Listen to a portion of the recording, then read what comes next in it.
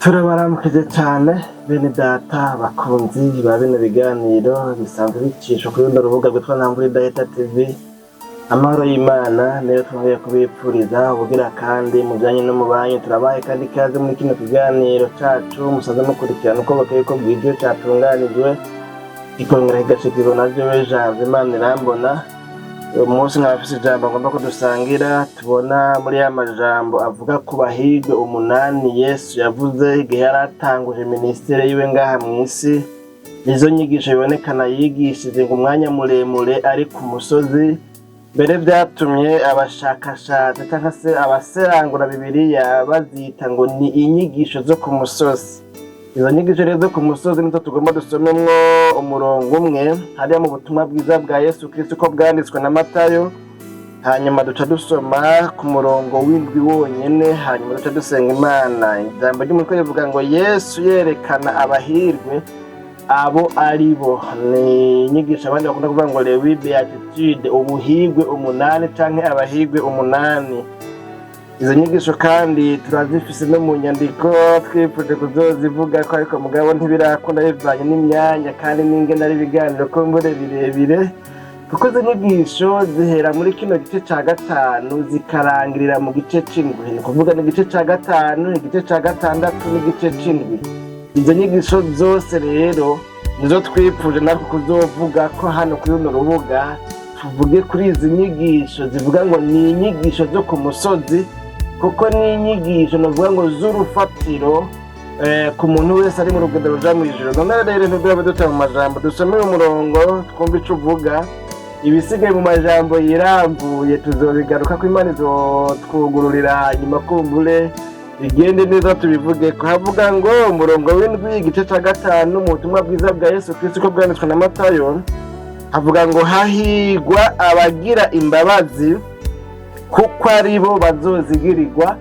Imana yacu nihimbazwe. Nta n'amajambo dugomba gukuramo iri jambo rivuga kugira imbabazi. Iri jambo nibaza yuko ari ijambo rigumye, ni ijambo ritoroshe, ni ijambo kumbure babandi bakunda kuvuga ngo ubusya ubundi buroroha. Ni ijambo niyumvira yuko bitoroshe kuribwira umuntu ngo umuhanure canke mbere umuhimirize kurikora no kurishira mu ngiro, kiretse wenyene ashobojwe n'Imana, ashobojwe na Mukemuyera, ashobojwe n'agakiza kari muri we. N'ijambo novuga ngo ritoroshe kubwira umuntu ngo rikore hanyuma ngo aca rikora. Nibigiye kimwe mbagacishijemwo, nigeze kugendera umuntu umwe yaragwaye. Uwo muryango wari urwaye kandi wari umuryango novuga ngo uri hafi mu bijyanye n'imigenderanire no mu kibano, kandi twanasenga hamwe muri nyagihe. Hanyuma rero ngiye kumuraba, nyamuntu yari arwaye igihe kirekire kandi yari ameze nabi, yari amerewe nabi. Yari umuntu w'umushinga ntageze mu zabukuru, arwaye indwara usanga no kwituma umwanda mutoya bitari byoroshe, kumbure ngira ngo ibintu byaba tubijamwo cyane. Ariko mugabo ngomba kuvuga cyane kuri iri jambo barinjemwo. Ico gihe rero tugiye kuraba uyu muntu, ngiye kubatemberera no kubagarukirako, numva mu mutima ngobereye kubabwira ijambo rivuga ngo hahigwa uwihanganira ibimugerageza, kuko niyamara kurama azohabwa igitsibo c'ubugingo. Nibuka rero ingene aya majambo mu byo navuzemwo nababwiye yuko jewe ku majambo y'iwanje jenyine ntibishoboka yuko bobo boca bashobora kwihanganira ibyo bariko baracamo. Ariko iri jambo rivuga ngo kwihangana, wihanganiye ibikugerageza, ko niwamara kubyihanganira uzohabwa igitsibo giturutse kuri uko kwihangana. Kw'ivyo umuntu abishobozwa n'ubushobozi buherekeje iryo jambo. Imana yacu nihimbaza. Hanyuma rero ndavuga ivyo nari numva nkwiye kuvuga byose, uko nari numva umutima nyine ndongoreye kubivuga, nsanga ndiko ndavuga ukurambirwa no gucika intege no gucika inkokora novuga ngo uburuhe buri mu mutima w'umukenyezi w'uyo muntu yari amugwaje, bivanye n'igihe kirekire yari agwaye.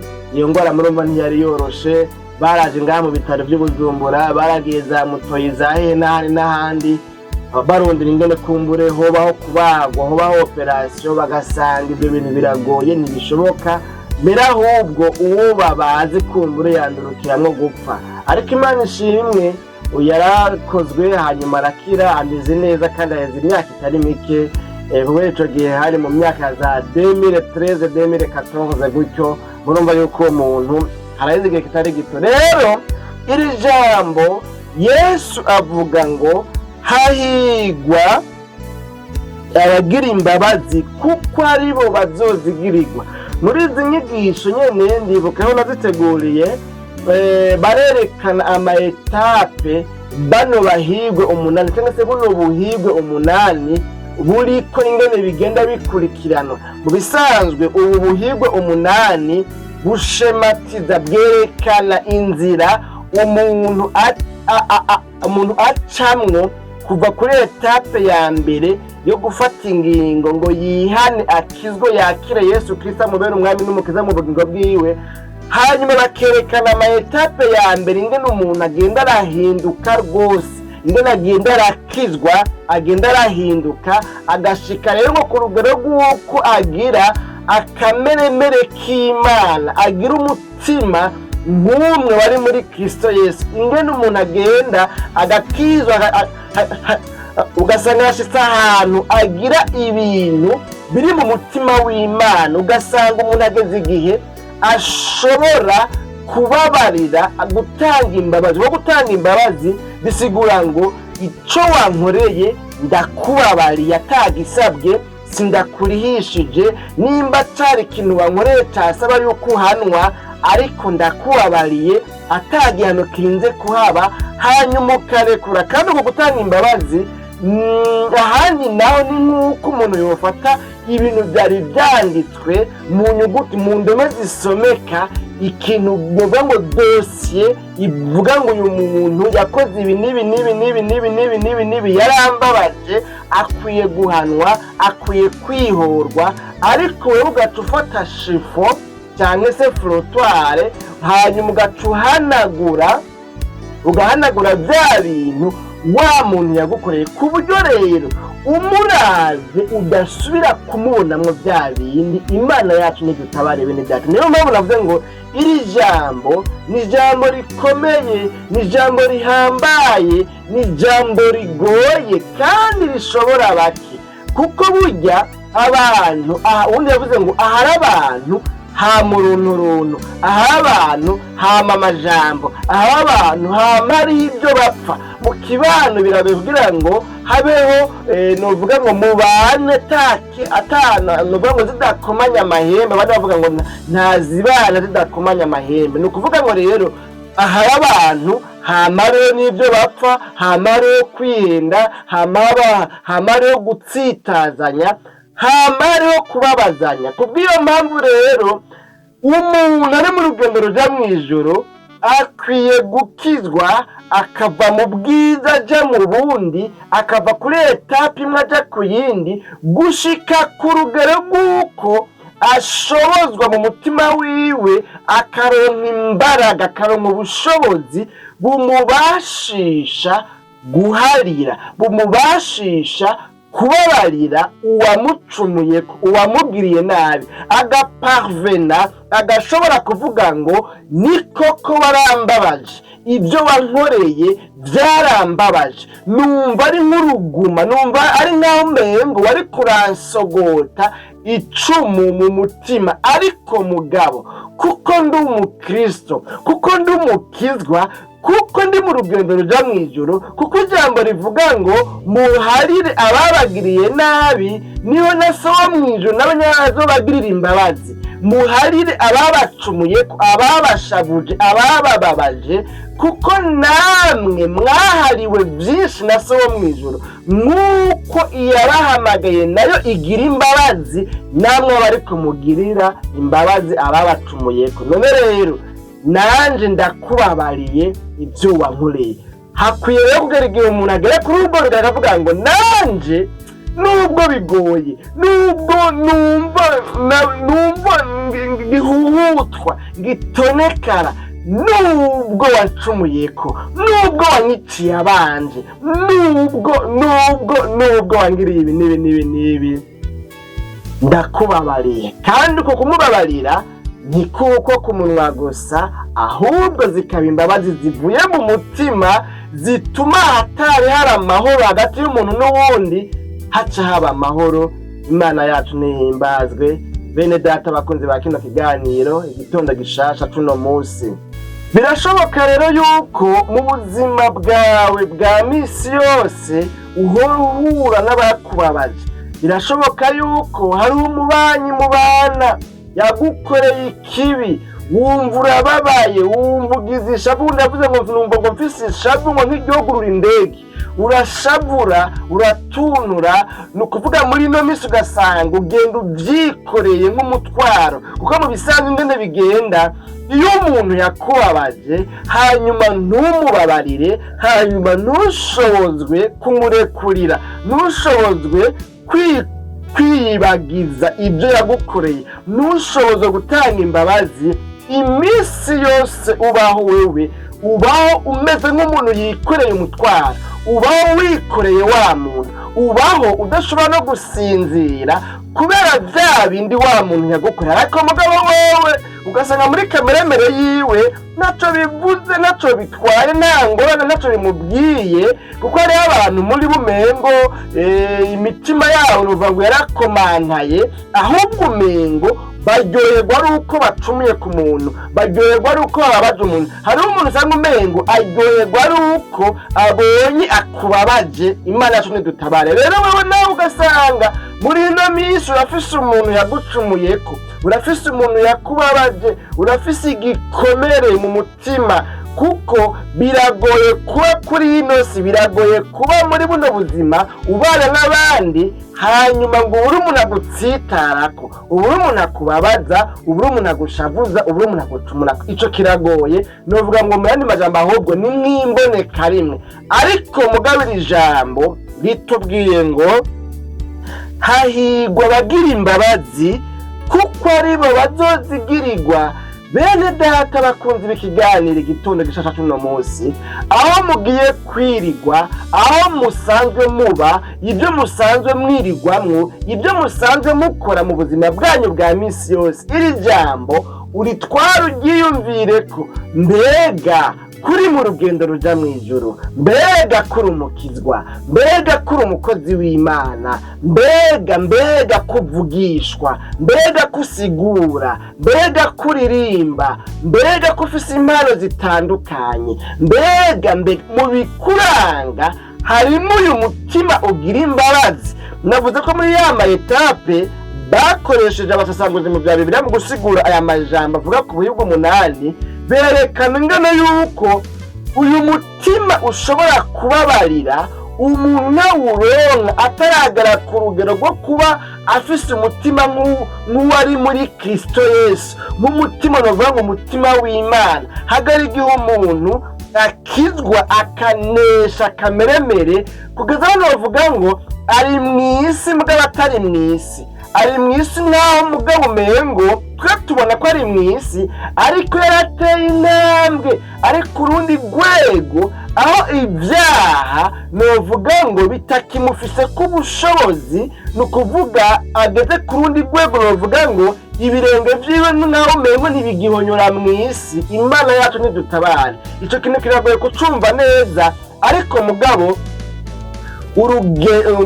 urugezo dukizwako, urugezo tubako mu Mana ruratandukanye, novuga ngo rurasumbana. Hariho umuntu usanga novuga ngo akiri mu vya mbere vya Kristo, mu vya mbere vyo mu rugendo ruja mw'ijuru, hanyuma akaba n'ubundi usanga ageze ku rugero novuga ngo amaze gucira imanza, amaze gutsindisha kameremere y'umubiri, ku rugero rw'uko atarakana kariko kose kopfa kumunesha. Imana yacu nidutabare. Rero burya byose umuntu abishobozwa n'umuha inkomezi, byose umuntu abishobozwa na mukemuyera, byose umuntu abishobozwa no kwinjira cyane mu Mana. None rero ni wewe uri jambo riziye ngo urigire nk'umunzani wipima ibiro.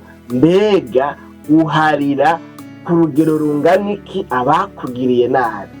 ahandi nawe urasanga umuntu atanga imbabazi mugabo izo mbabazi ugasanga ni imbabazi zo ku munwa, umuntu akavuga ngo numbabarire nkagusaba imbabazi hama nawe ukavuga ngo ndakubabariye, ariko mugabo ejo agize n'akantu gato yakabyuka ugaca usanga bya bindi usuye kubiririmba tereke kandi witwa yuko wamubabariye bwa bundi rero imbabazi wamuhaye zari zo ku munwa gusa. None rero bene data ngomba ko dusenga Imana, sinzi urugero utanga kw'imbabazi, mugabo nimba ushaka kuronka imbabazi zuzuye nawe ukwiye kwimenyereza, ukwiye gusenga Imana, ukwiye kwinginga Imana ukabwira ngo Mana hari urugero ntaragerako rwo gutanga imbabazi.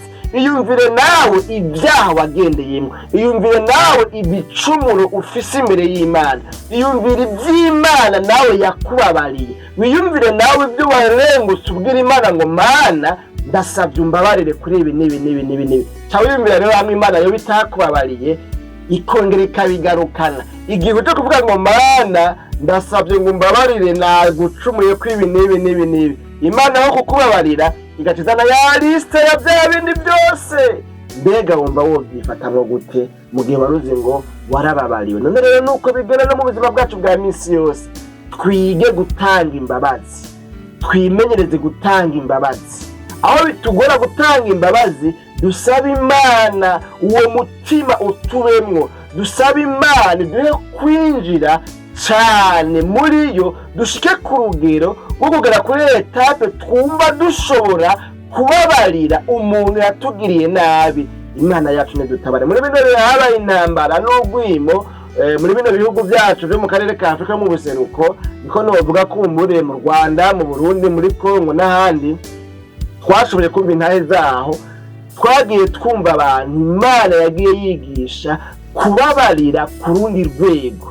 Ibaza Imana ikakubwira ko ukwiye kubabarira abakwiciye abawe wabonye kandi usanzwe uzi, mugihe Imana yakubwira ngo ukwiye kubabarira ukabibabwira. Mbere yo kugira ngo bikunde, fata mikrofone uje imbere y'ikoraniro hanyuma utange imbabazi, ube exemplaire, uvuge ngo hari abantu banyiciye abanje sanzwe ndabazi kandi mugabo ndabababariye, uhereye none ntibazosubire kumva ijwi ribatsindisha. Ahubwo mbere ahari no gusanga mbere ubagize n'abagenzi muciye mu umuryango, novuga ngo hafi kuba umuryango w'amaraso. Imana yacu nidutabare bene data bakunze bakino kiganiro igitondo gicaca cyo muzo. None rero wewe wiravye muri no jambo usanga bimeze gute?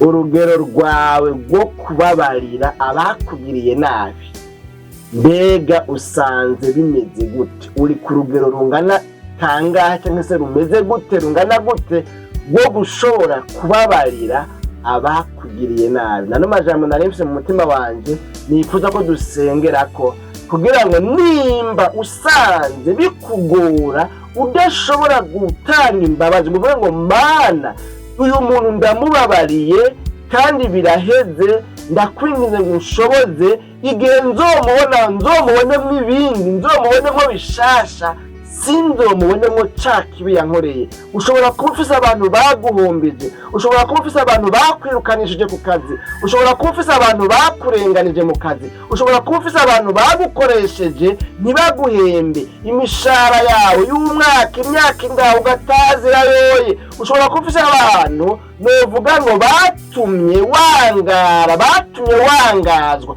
batumye urara rubunda. Ushobora kuba ufise abantu batumye muri kino gihe udafise n'agahuzu wambara kandi wari warakoze, wari ukwiye guhembwa nk'abandi. Ushobora kuba ufise abantu bagukomerekeje, bakubabaje, bagukoreye ikibi, novuga ngo kimwe kibishe, ariko iri jambo rije rikubwira ngo gerageza wegera Imana, usaba Imana. Ni koko ni wowe byishoboza, umuntu wenyine ntashobora kubyishoboza, ariko Imana iriteguye kubigushoboza kuko ni ngombwa kandi ni nkenerwa k'umutima wo gutanga imbabazi ku bantu bari mu rugendo ruja mu ijuru, ubavamwo bagatanga imbabazi kandi bigakunda. Birashoboka naho bigoye, ariko birashoboka, naho bitorosha ariko birashoboka. Wegera Imana, uyisabe uyinginge, kuko igihe cyose uzoba wikoreye mu mutima wawe iyo mitwaro y'abantu byanse kubabarira,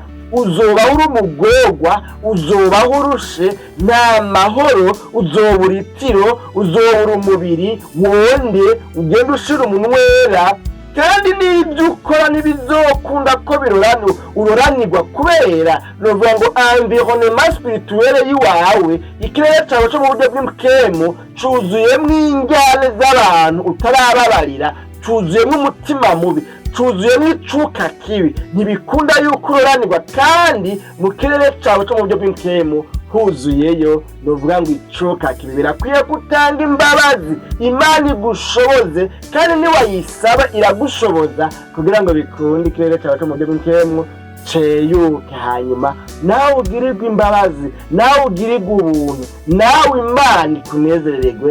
Kandi ico nico Imana ikwifuza ko, ariko mugabo kuba udatanga imbabazi no kugorwa, kandi ni ukwihemukira, kuko nawe ubwawe birakubuza umugisha. Birashoboka yuko umaze iminsi uririmbana n'umuntu mugabo mwankana, ugakora ibikorwa by'Imana n'umuntu mwankana, ariko nzabona kukubwira ngo ugerageze utere intambwe, usabe imbabazi, utange imbabazi, muduhane imbabazi, hanyuma mube abana basomeje. Dusenga Imana rero, tuzosoma mu kiganiro igitondo gicaca c'ubutaha. Mwami Yesu, tugushimiye cyane ku bwana majambo twumvise atubwiye ku bijyanye no gutanga imbabazi, ko dukwiye kubaho dutanga imbabazi, kandi ko batanga imbabazi ari abahirwe. Natwe twifuza kuba abahirwe. Umuntu wese rero asanze nawe ari umutsindwa kuri rino jambo ryo gutanga imbabazi, akaba yaturishije akanwa kiwe akavuga ngo Mana mbabarira, nsanze ndi umutsindwa, birangora kandi birananira, ndi umwana w'umuntu, ndi umunyantege nke, ariko ntahuye yuko